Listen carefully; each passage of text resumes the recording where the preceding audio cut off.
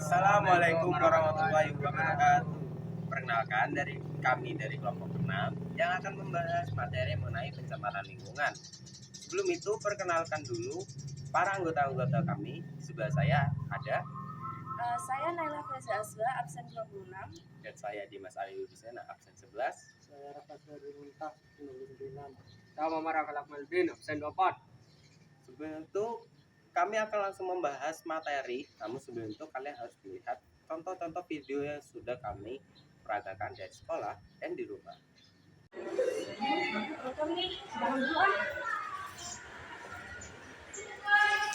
Bentar, kamu udah lihat?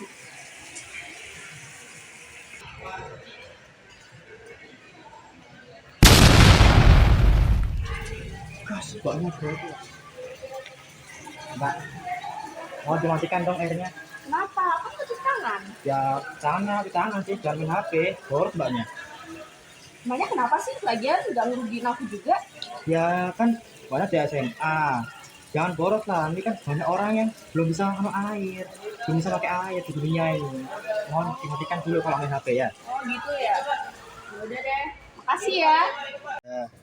Selamat pagi Sobat Semasa, kembali lagi bersama saya Dimas Ali Wibisono di Berita Kelas 10. Sebelum itu, saya akan membahas topik mengenai berita yang dimana Kali Bekasi tercemar limbah pabrik, pasokan air bersih ini terganggu.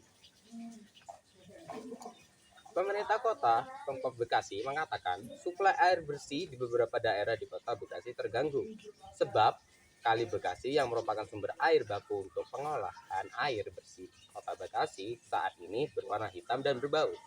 Nah, sebelum itu saya akan menyampaikan dulu materi yang terkait mengenai berita yang saya sampaikan tadi, yang dimana berita tersebut adalah pencemaran air. Kita sudah tahu bahwa pencemaran air adalah salah satu bentuk pencemaran lingkungan yang tidak bisa dihindari karena selalu banyak terjadi di sekitar kita. Tapi sebelum itu, saya akan menjelaskan terlebih dahulu apa itu pencemaran air. Pencemaran air adalah suatu perubahan keadaan di suatu tempat penampungan air seperti danau, sungai, lautan, dan air tanah akibat aktivitas manusia.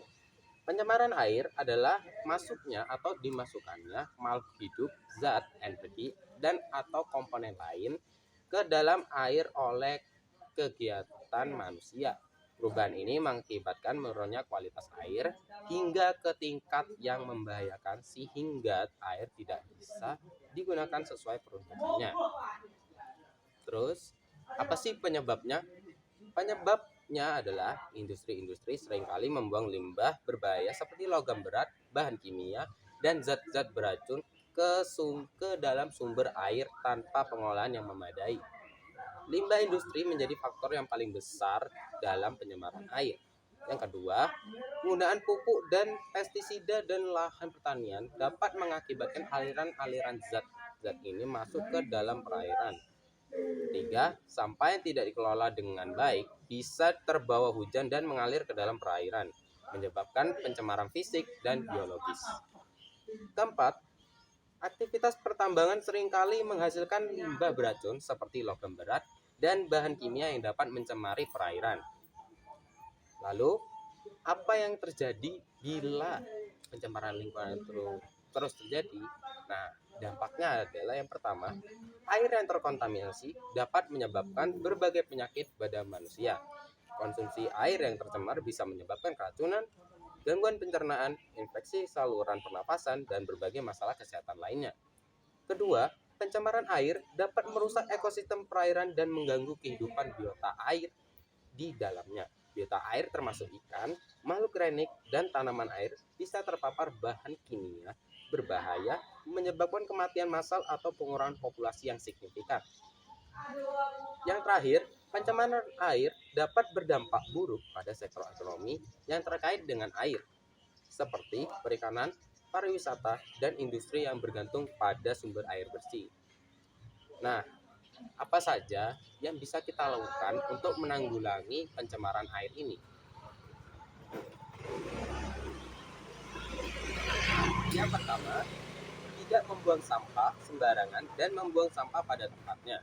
Ini merupakan langkah dasar namun sangat penting.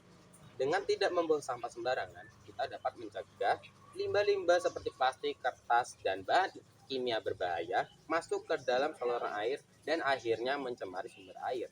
Kedua, membawa air dengan botol. Dengan menggunakan botol tahan lama seperti Tupperware, kita dapat mengurangi penggunaan botol plastik sekali pakai yang seringkali menjadi sumber pencemaran air. Botol tahan lama dapat digunakan berulang kali, mengurangi limbah plastik yang masuk ke lingkungan. Ketiga, membuat bank sampah sederhana. Bank sampah adalah sistem di mana masyarakat dapat menukar sampah yang telah dipilah dengan barang atau uang. Dengan adanya bank sampah, limbah dapat dipilah dan didaur ulang dengan lebih efisien sehingga mengurangi jumlah sampah yang akhirnya mencemari air. Keempat, menggunakan produk yang dapat didaur ulang. Dengan menggunakan produk yang bisa didaur ulang, kita membantu mengurangi jumlah limbah yang berakhir di tempat pembuangan akhir atau terbuang ke lingkungan. Ini membantu mencegah pencemaran air karena limbah dari produk-produk tersebut biasanya termasuk di antara sumber pencemaran air.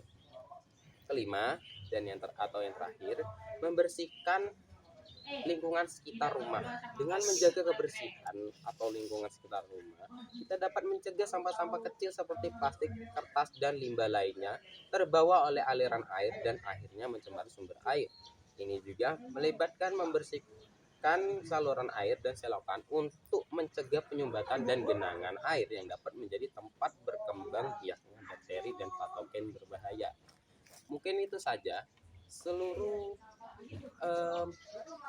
seluruh materi yang bisa saya sampaikan mengenai pencemaran air dan apa sih kaitannya dengan berita yang saya sampaikan tadi. Ya, semaraknya berita seperti pencemaran air itu belum membuktikan bahwa Indonesia tercemar dengan banyaknya sampah-sampah yang menyebabkan air menjadi kotor. Untuk itu kita harus mulai sekarang kita harus bisa menjaga kebersihan lingkungan dan menjauhkan diri kita dari yang namanya pencemaran air. Saya akhiri berita kali ini. Terima kasih telah mendengarkan sobat-sobat semasa saya. Wassalamualaikum warahmatullahi wabarakatuh.